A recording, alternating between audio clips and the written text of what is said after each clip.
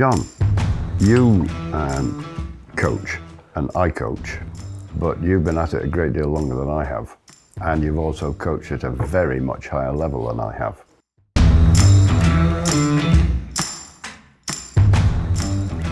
And so I just wanted to, cover a bit of ground with you about what we know as the intention-attention feedback loop. Now, I think I'm using it with my recreational skiers, although I know that originally it was, well, I don't know. I think it was originally developed for performers.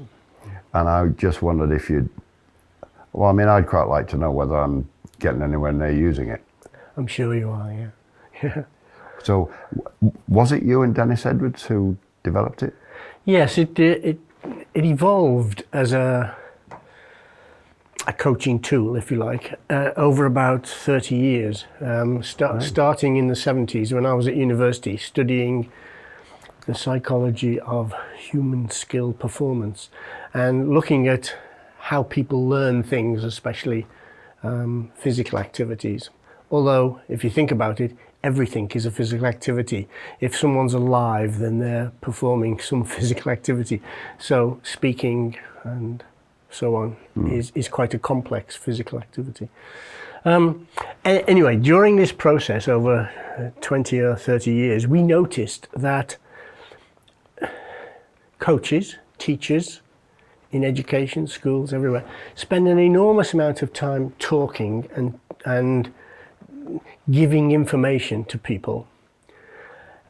And that then led us to appreciate that there's two types of learning. There's cognitive learning or intellectual learning, where people gather information and then store it and use it and write it down, make notes and stuff like that. And then there is behavioral change, where performers in particular need to refine the movements they make or learn or develop a new pattern of movements. And so the first one's a lot of thinking, is that what you said? Yes, yeah, that's right. And this led us to study over a long period of time different sort of academic disciplines which might inform our observation of how people coached and taught and so on. And it occurred to me that the research and the introduction of cybernetics by Norbert Wiener at Manchester, yeah, that would be good, wouldn't it? Massachusetts Institute of Technology, MIT. Norbert Wiener at MIT introduced cybernetics as a scientific mathematics discipline, whereby information processing or the use of information by machines in particular to guide the behavior of machines clearly had a parallel with skiers, athletes, gymnasts, all sorts of people. So performers. Yes, performers. And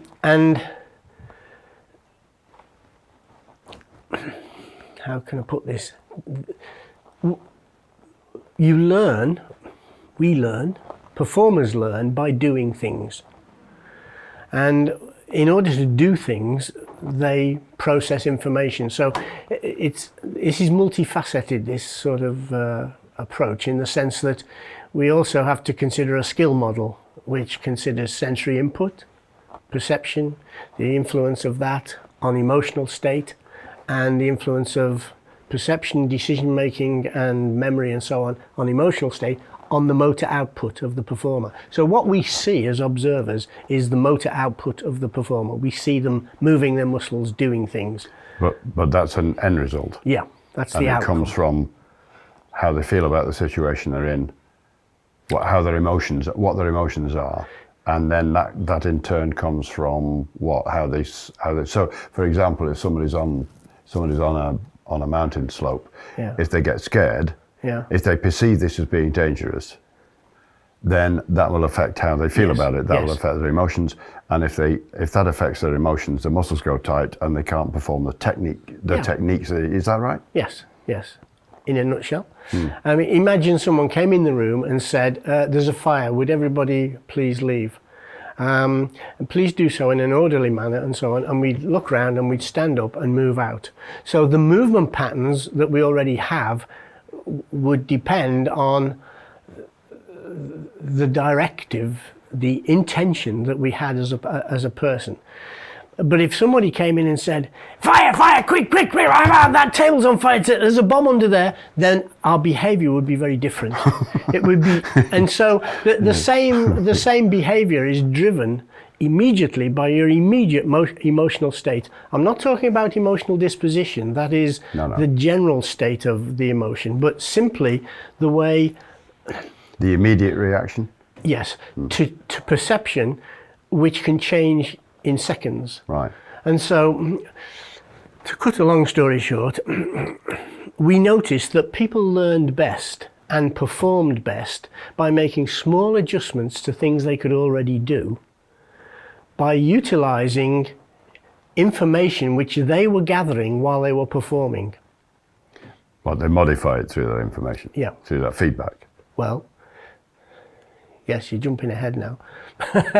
But basically, yes, they use information whilst they are doing whatever they're doing and modify their performance in relation to their intention. So very clearly, to perform well, you have to have a clear intention. Yeah. Right. Now, if we step aside from that at the moment and look at coaching textbooks, and there's been over the last 20 or 30 years a lot of talk about feedback, the role of feedback and so on. And you'll find coaching textbooks which talk about always give positive feedback and don't give negative feedback, etc., because it's dispiriting and stuff like that. Yeah. But if you go back to cybernetics and the principles and find where did feedback originate, what does it mean? Well, negative feedback is fundamentally necessary to keep a system stable. So if you decide to do something, you need feedback which modifies the behavior to keep it on target. And that's called negative feedback. Can I just interrupt? Yeah, of course. Tell me if I am in fact on the right track, because I've written elsewhere that skiing is a kind of system. And like any other system, in order to change meaningfully, by meaningfully having an intent, it needs the most immediate feedback it can get. It needs that feedback to be noticed. You've got to perceive it. It's no good if it isn't. It shouldn't be delayed, and it should be as clear and precise as possible.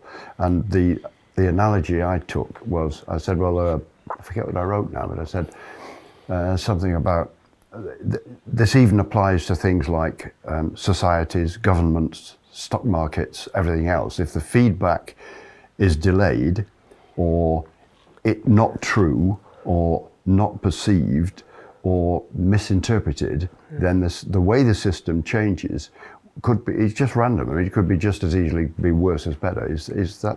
Am I saying the same thing as you? Yes, you're describing processes in action, and your question was, how did all this come about? Yeah. So where did the model come from, if you like? Yeah. So I'm still back in the 80s, looking at the textbooks and that, which talked about coaches and teachers providing feedback. And when we observed coaches and teachers at work, what we found was that they weren't providing feedback for the performer, they were providing feedback around the activity, which ended up with them describing all sorts of things and talking about it and giving some new instructions and new information. So conversations developed which were to do with the coach providing information to the performer. What the performer needed was information which they could use during the activity, which could then be compared with the information that the coach had. And many people, okay, I'll cut the long story short again. We decided to dispense with the standard coaching terminology. We decided that the use of words like positive feedback, which actually in technical terms, produces chaos or instability in a system. Accelerates the system. We would dispense with that. We would dispense with the term negative feedback because the books say you shouldn't provide negative feedback, but it's absolutely essential to monitor for the performer in a slalom course. So what we said was, like, there's really two types of feedback. There's feedback to regulate a performance, keep it on track, and feedback to change a performance. And in order to do either of those, both the coach and the athlete have to have some information. Where did he get this information from? Well, athletes get the information whilst the activity is going on. They get it internally themselves through their sensory systems, and they receive it directly with no intervention from anywhere else. So we call that, clever jargon, concurrent internal direct feedback. And we call that SID. So athletes enhance their individual performance by developing, recognizing, using SID. And in order to become very good, they have to practice a lot. So they need to do a lot of repetitions using their SID, which means that the role of the coach is then to enhance their SID and help them direct their SID towards the agreed intention, which is done off the slopes, off the mat, off the side of the swimming pool, wherever else, in conversational sessions where planning and profiling and the other elements of coaching are carried out. Would I be right in, I mean, I say to my recreational skier pupils that what I'm hoping to help them do is to enhance their awareness of what's going on. Is that the same thing? It's part of the process. Ideally, I don't know if I can illustrate this. Dare we try this live? Can you see this? I can see that. You know what I'm going to do? No. Catch. Got it. Your eyes tell your hands what to do. If you have a repertoire of behavior, your eyes will... The first question is, what's he going to do with that? And as soon as I say I'm going to throw it, you make a decision to either catch or not catch. Right. And if the decision is catch, you then trust that your I've already got mechanisms know how to do it. I've got the behaviours built in. Yes, that's right. Because I've done it often. And then your eyes tell your hands what to do. Right. There isn't time to think. No. And if you do think, you'll make a hash of it. Yeah. And so what the performer has to do, in your case, your skier is going down the slope, what they have to do is somehow use information that is occurring whilst it's happening, and use that to either reinforce, strengthen the behaviours they're carrying out, or modify them slightly, regulate them only slightly. Yeah. And so we would say that the performer needs feedback, and the coach provides feedback of a different sort altogether, because the coach can only provide feedback after the activity's happened. You can't rush in and grab a skier's arm or leg or foot, and you can't interfere with the gymnast going round. You have to wait till they've finished. And so we call that terminal feedback. Right. And feedback is something that the performer needs, and therefore it's external to the performer. Right. And it's not honest, neutral, clear, simple information.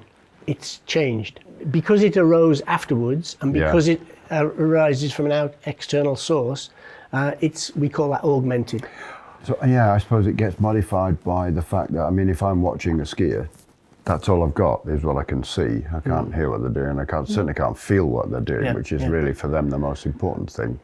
And what do they say? Eyewitnesses are notoriously unreliable. So that feedback can't be as good as the feedback they're feeling as they're doing it, because it's subject to interpretation by me. Yes. Well, it might be unconscious, it might be subconscious. And then when you pass that to them, it's subject to interpretation by them. So there's two possibilities of translation error, if you like. But anyway, we call the information provided by the coach, we call that T. and you can forget about negative and positive and everything. The coach provides tea to the athlete. Right. The purpose of which is to help them develop SID. So a little process arose, which you asked the question about initially, and that is to say, if a performance session, and we're only talking about seconds or minutes, we're not talking about a day, but just in the next bit of time, the performer is going to do something, and in order for them to do it really well and for it to become automated, so the eyes tell the hands what to do, they need to practice it again and again and again. But so the sort of feedback that they need from the coach, the T that they need from the coach, is basically confirmatory, to reinforce what they're doing. But if it needs modifying, if it needs changing, then we come to the basic principle that the coach can't change the performance of a performer. No. Only the performer can change their own performance. Yeah. So we have to somehow enable them to develop feedback which they can use to change their own performance. They need a system. They've got to have a method, Yeah. is what you're saying. Yeah. Yeah. So let's see. Feedback only regulates behavior or performance in relation to a very clearly stated intention. This machine is designed to do this in the next 10 seconds. So the performer has to state what their intention is when they go down the slope. The coach knows what the intention is because they talked about it in the cafe, they wrote it in a book, they wrote it in the performance development plan, etc., etc. But the performer has to state it very clearly, very honestly, in such a way that they believe it's theirs, they own. This is what I am going to do in the next 10 seconds or 20 seconds or whatever. Yeah. Or during the next run if they're going to go up a ski lift and come back down. Yeah, although I have to again. say, when I'm working with the kind of recreational skier who would really like to be a much better skier, what I've found is if you do a complete run, they really don't learn very much at all. I say we, people don't learn. Too much happens in a complete run, so we only ever do about in bits, 200 in bits. yards, something Excellent, like that. excellent, yes. Just do it in bits. Yeah. Just maybe even less than 100 yards. Sometimes, yeah. The distance. Sometimes one arc. Yeah. If I'm trying to help them find what a it is. feeling Yes. Yeah. to begin with, Yeah. just do Yeah, one yeah, arc and yeah. see if you can feel it. Once you've noticed it, Yeah. you're away because you go looking for it. Somehow or other, you go looking for it. Well, the intention. Yeah, that's part of the intention. Oh, right. So the task is to make an arc. What is the intention? The intention is to begin by doing something, Yeah. and during the arc to do something else, Yes. and then further on down the arc something to do else. something else. If that's complex, then pick the most important one to start with, yeah. because you One can at a do lots time. of things in series, but you can't do things all at the same time. So the performer states their intention. And the coach says, okay, that's what I'm going to look for. We've got an agreement. We have a contract. Yeah, We okay. have an agreement. I'm going to look at you doing this, and I will provide you with feedback about it if you need me to. So, state your intention, now go and do it. And then they come back and they usually say things like, well, I think I did what I was supposed to do, and so on. Yeah, And you yeah. say, hang on, I don't want to know what you think. Yeah. I want to know what you noticed, what you saw, what Yeah. you heard, what you felt. So this time, before you go down, tell me what your intention is. What are you intending to do? And then before you go, tell me what you're going to pay attention to. How will you know? How will you know? Yeah, what will tell you? And there are two nervous systems. You have it used to be called efferent and afferent nervous systems. They're now called sensory and motor nerve pathways. And thinking involves motor nerves. So you think, and I intend to do something, and you send messages down the motor nerves to the muscles, the joints, and but mostly the muscles. The brain tells the muscles what to do. To do, yes. Like the hand told, Do- like the do eyes this. told the hand, yeah. Yeah. But for the brain to know whether or not what it intended to do actually happened, Yeah. they have to raise their awareness, as you just said, yes. So they need to attend to some quite specific bit of sensory feedback. And it might be visual, it might be auditory, it might be proprioceptive. They may feel it inside their body with the shapes and rate of movement and so on of limbs. After 2 or 3 goes, what you're saying to them is, tell me what your intention is, okay? What's your attention? I can only see from the outside what happens. So when you stop, I will come to you and say nothing. I will pause and allow you to tell me what you noticed. But if they then say, well, I think I did what I was saying, do it again. Yeah. I don't want to know what you think. I want to know what you noticed. Go and do it again. Yeah. And so the conversation is minimal because it's based around the coach listening to what the performer reports they noticed. Is it, I mean, this is what I do, so I hope it's right. Sometimes folk will say, well, yeah, I don't know. I mean, I know what I'm going to do. And in my case, I have these funny little animals and things, you know, and I've got snow moles and beetles and all sorts of things. And they say, well, my intention is I'm going to be squeezing this beetle at this point in the arc. And I say, okay, right, well, how will you know if you do it? Well, I just do it and I know. Yeah, but hang on a second. We're talking about the senses. Yeah. Are you going to use your sense of smell? Will your sense of smell give you any information about that? Well, no. Right, and sense of taste, better not, really, if you're on the snow. Beetles don't taste very good. So we need to find something. So one of your senses, we're not left with very many. We've got proprioception. Sometimes that's slightly vague, and I think you have to be, probably athletes are better at it than the rest of us. No, so you haven't got very many. You've got...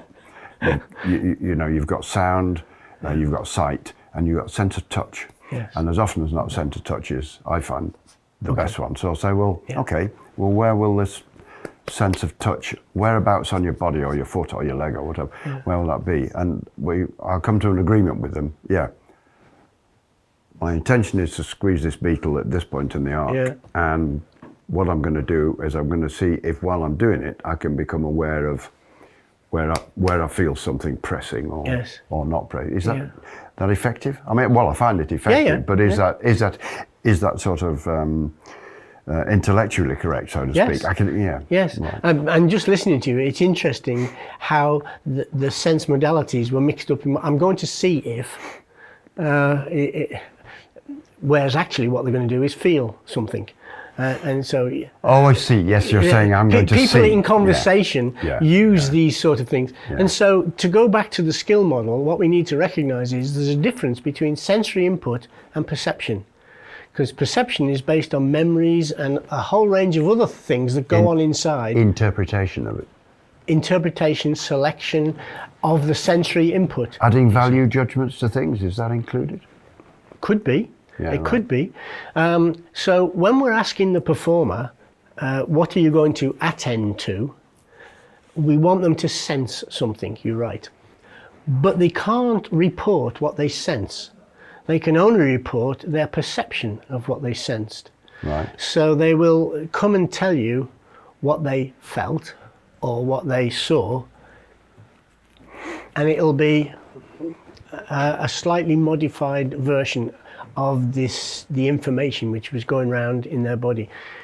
And so their answers will tell you about other things, about the way they think, about the way they process information, about how they control their emotions, those sort of things. But in essence, the int-at loop is a mechanism for training the athlete to be very disciplined in what they are seeking to monitor during a descent, with either the intention of reinforcing that, I'm doing this or I'm doing that and I noticed it, yes, or they notice it and let me give you an example.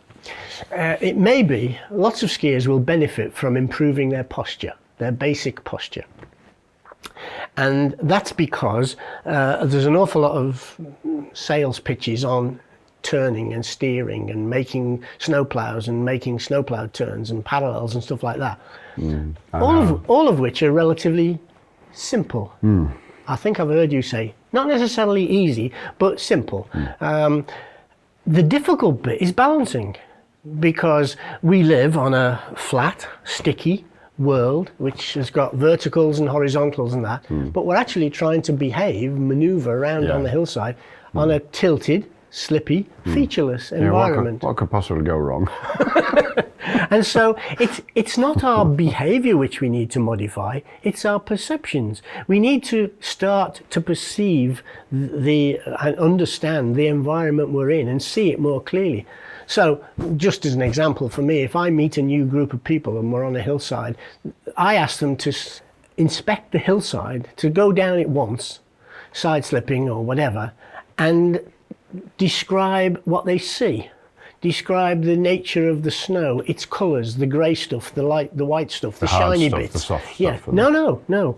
That's an intellectual interpretation. What is hard and soft? Yes. Snow. That's not what they see. They won't know it's hard or soft until they get there. Okay, You see. But you're right. I mean, it may be, and what we want them to do is link what they see with what they feel when they meet it. I've got you. What they notice when they meet it, you see. But the first thing is to go down and recognise that they are on a tilted, slippy, featureless world, which actually has features, which they can see, convexity. Oh, well, you come across that, don't you? As soon as the weather gets, as soon as the visibility deteriorates, I don't know how many times I've heard people say, I can't see a damn thing. And you say, well, hang on a second. And of course, as soon as that's said, as soon as that is verbalised and somebody says, I can't see anything, guess what they see? Nothing at all, because they've now convinced themselves. And they can't. See anything. And I say, well, just hang on a minute. If you look about 50 yards ahead, you can actually see a little lump of snow like a snowball or something. And, oh, yes, so I can. I see what you mean. This is the perception is well, I don't know. It's almost intellectualized, isn't it? It's a construct, isn't it? The perception is a construct of various inputs from the universe or from the world. Yes, and what all athletic performances require is a very, very high quality kinesthetic perception. That means the perception of movement and motion.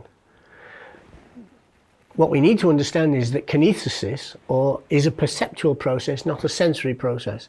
The sensory processes are proprioception, vision, touch, auditory, and so on. Touch, hearing, that's whatever. right. And the brain takes information from bits of vision, bits of proprioception, and mixes them together. And the body then perceives movements in motion. To help, in many cases, we need to go back to the sensory information and help the performer be more accurate in what it is they are perceiving by checking the quality of the sensory input. And so, this requires a quite specific use of language. And so a lot of the training for this goes on away from the ski slope or away from the gymnasium or away from the cycle track or whatever, because the coach needs to work with the performer to train the performer so that they say to themselves, I have this intention, I'm going to do this, and while I'm doing it, I'll be looking for, feeling for, listening for this particular information. And then they go and do it and stop, and they then have to train themselves as athletes to report what they saw, what they noticed, what they felt. And to be honest, the right answer might be I didn't notice anything. Yes. Oh, that tells you something. Let's try it again. Yes, and to help this process become even more efficient, the coach must help the athlete remove value judgments.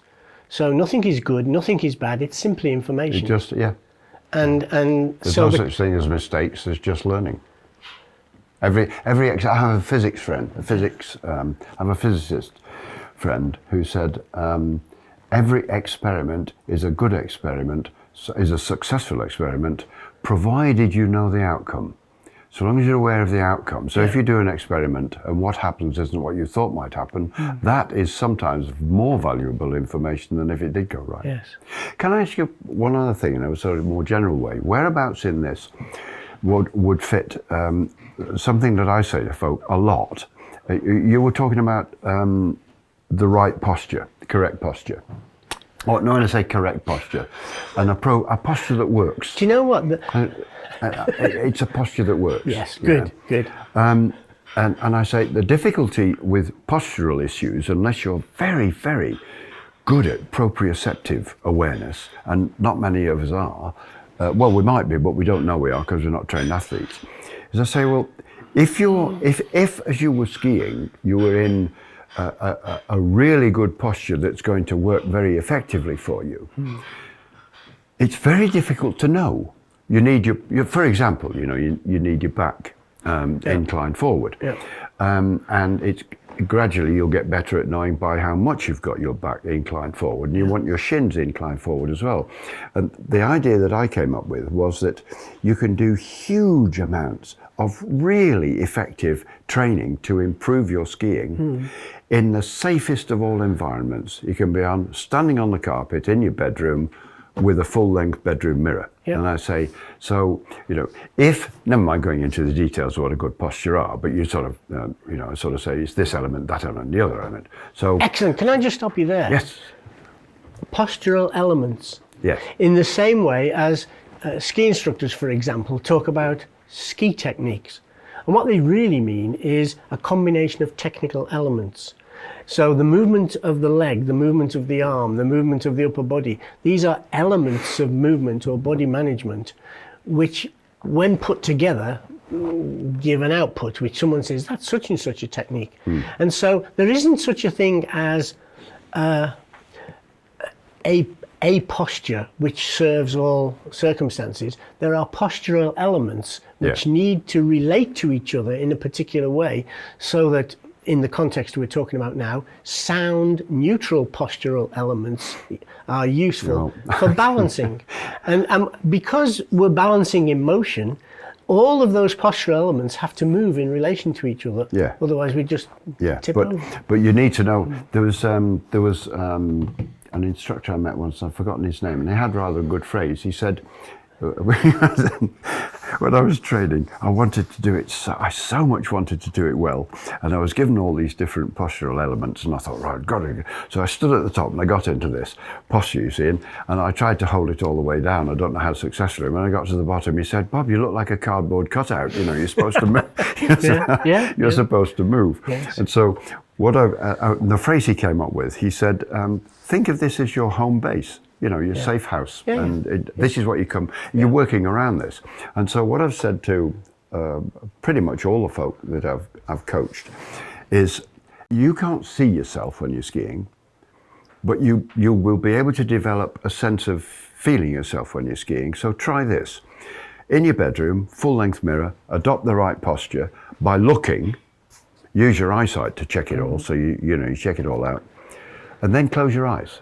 Yep. And feel what that feels like. Yep. And then change it a bit. Yep. And feel what that feels like. And then do this. And close your eyes each time. And then stand sideways on and do it again and feel what it feels like. Yes. And that way, you'll develop an ability to know, at least before you start off skiing, that you've got it. I mean, you probably lose it partway down, but as long as you... But if you introduce, let's just say, a specific exercises into that. Close your eyes, you're standing in front of the mirror, and you've got your arms in a certain relationship with the body and so on. Yeah. Which hand is higher? Just ask yourself, and then open your eyes and check. See if you were right. If you were correct. Good idea. I haven't done that. But if the perception that you had of your own body shapes and movements matches what your eyes see. How accurate was it? And you can do that skiing down the slope. You can ski down the slope, and they say, I'm supposed to set off and use sound neutral posture before I start, and then partway down the slope.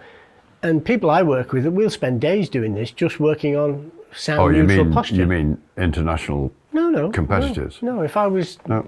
The nearer the beginner they are, the more they need it, because international competitors have already got stuff, you see. Yeah. And many people have been taught by ski instructors who will say this is the correct position. Well, the answer to which is for what? That already builds in implications for stillness. A position is something that's still, whereas what we're asking for... Cardboard cutout, man. Yeah, exactly, yes. So you are adopting the right position, And of course, people who use the term right, this is the right way of doing it, usually mean the way I say. So, you know, that was good, but next time we've got to get it right. Yeah. Or do it the way I say. Whereas what we're trying to do is not get it right. Nobody will ever get it right in high performance terms, but they can get better. Yeah. And so we're seeking to make small changes, and the athlete or the skier or the holidaymaker could go down the slope and say, right, on this run, my intention is to have useful posture, sound posture, whilst I'm making some turns at such and such a speed. And in order to validate that, I'm going to check several times in each arc what my posture is, where the back angle is, where the arms are, or whatever. And if they're doing it with a coach or a friend, and this is a useful tool for working with groups, because you can put people in pairs, and one can do the noticing and the other can do the watching. So in summary, from what you're saying, in summary, what I've been doing the last couple of decades or so, and I think I've slowly got better at it, is actually to employ a method, the attention feedback loop, which was designed for athletes and performers, but it's incredibly powerful and yet very simple. And so I now find, been applying it in most of the time anyway, an appropriate way for recreational skiers. Good. It's not the exclusive terrain of Olympians. This is and I have to say, this is the kind of feedback that I've had from, the kind of responses that I've had from folk who've been on my courses, and they've written to me afterwards and said, the way this has worked has accelerated the changes toward better skiing compared with anything I've done before. Oh, good. So, well done. So, and it's all thanks to you. It's all thanks to you. So thanks, John. That was great.